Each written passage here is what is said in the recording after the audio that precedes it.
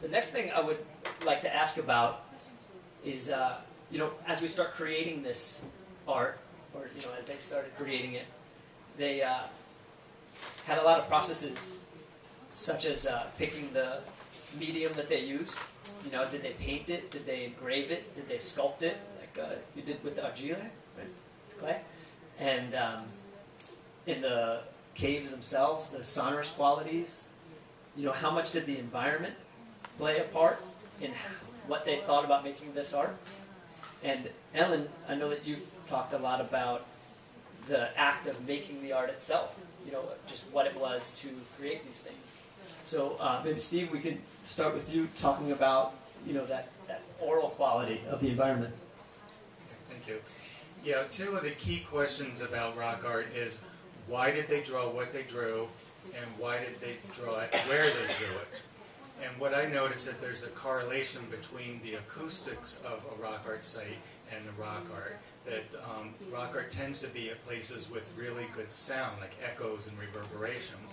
And it relates to a lot of the mythology about echo spirits living in the rock and thunder gods in the sky, relating to the reverberous sounds in caves, like thunder's reverberation. And a lot of those thunder gods are depicted as like thunderbirds and galloping animals, and a lot of these same motifs are found in rock art.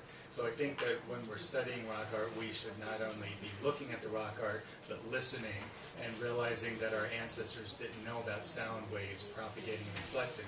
They thought that the echoes and reverberations were due to spirits. Thank you. Thank you. Enrico, you talked about the material and using the clay to make the sculptures. No? Oh, no. Sorry? Okay.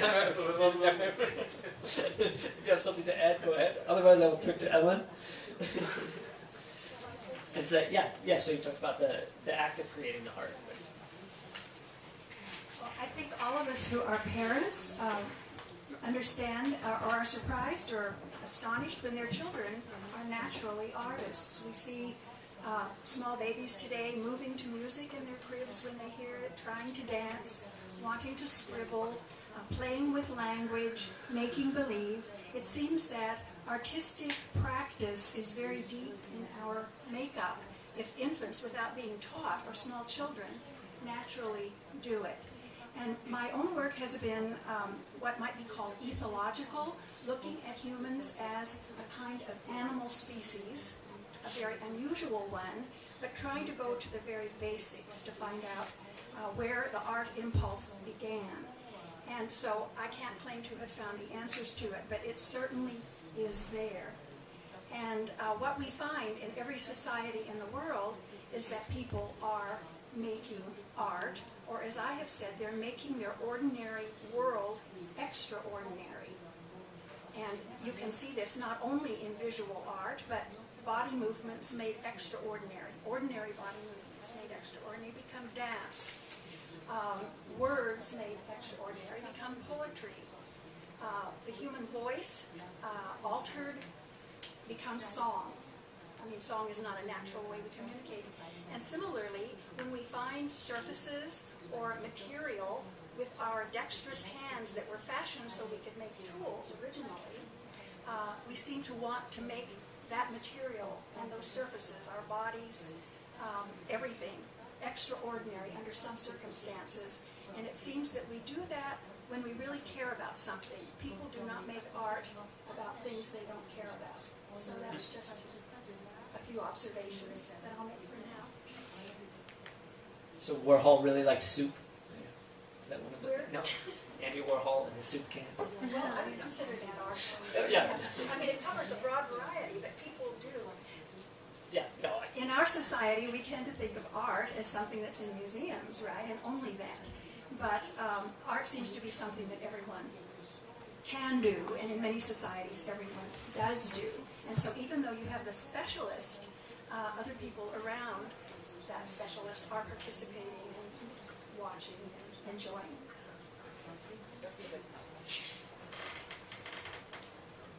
Margherita Muzzi from university. I was, because you asked it, what's done and why and who, and I would just like to join from a different viewpoint what Johan has just said. You know, I think that Michelangelo would have been a great paleolithic artist, because once he said something which is, to me, seems quite appropriate. When he said, you know, it's pretty easy to make a sculpture, because you just have to scratch away all what is around it. Yeah. Okay?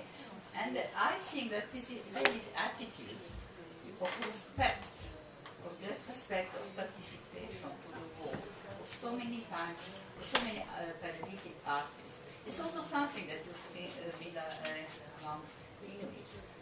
You know, when an Inuit artist has a beautiful piece of stone that he or she wants to transform into a culture, when it's really very beautiful one, sometimes they just leave it for weeks or months, because they say they wait for the spirit of the stone to come out, you know.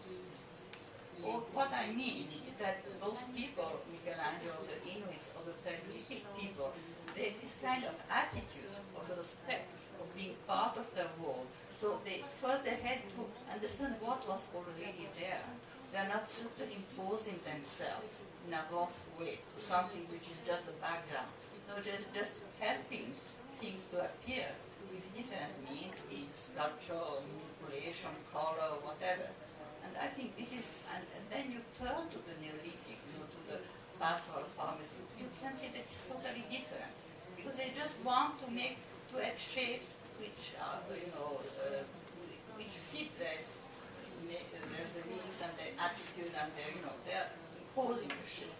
This is, you know, this is the turning point in my opinion.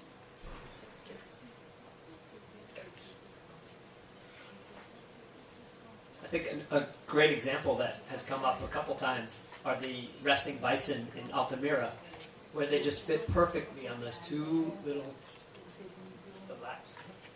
stalactites. Excuse me.